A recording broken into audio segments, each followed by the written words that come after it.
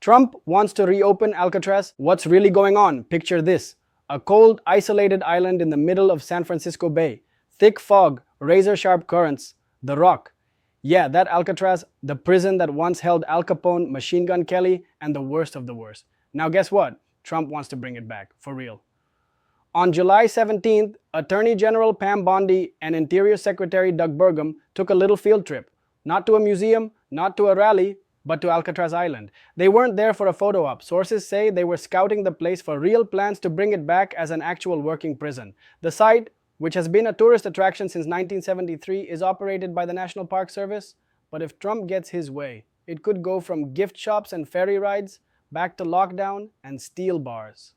United States Trump's vision. Trump posted in May that he directed the Federal Bureau of Prisons to reopen and enlarge Alcatraz. Why? He says it's time to put the country's most ruthless and violent criminals somewhere that sends a message. His words, the reopening of Alcatraz will serve as a symbol of law, order, and justice. Doug Burgum, the Secretary of the Interior, doubled down, saying Alcatraz is a global brand for tough incarceration. Like, what? Are we marketing prisons now? He said they're exploring the feasibility of turning it back into a fully functioning high-security facility, and it's not just talk. Federal staff have reportedly been told to support the plan.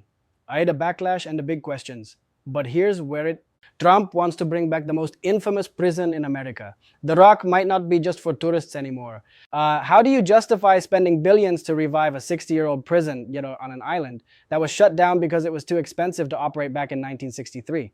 We're talking about one of the most costly correctional facilities in U.S. history. And let's not forget, the U.S. is already racking up trillions in debt. So, where's the money coming from?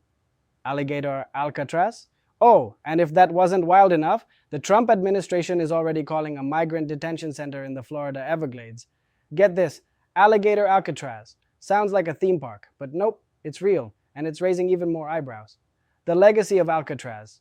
Now don't get it twisted. Alcatraz isn't just a spooky name. Back in the day, it was the most feared prison in America. Surrounded by icy waters and lethal currents, escape was damn near impossible. From 1934 to 1963, it held criminals who were considered too dangerous for even other prisons, including mobsters, murderers, and high-risk escape artists. But when it closed, it wasn't because it didn't work, it was just too expensive and too isolated, and since then it's been a symbol, not of brutality, but of history, tourism, and even activism. Real questions. So now the question is this about law and order? Is it a publicity move in an election cycle? Or is it a symbol meant to remind people of the good old days when punishment looked more like revenge? Whatever it is, it's bold. And it's getting people talking. Let's be honest.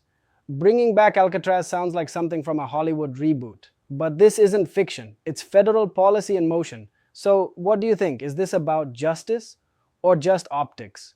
Would reviving a prison like Alcatraz actually help crime or just make headlines?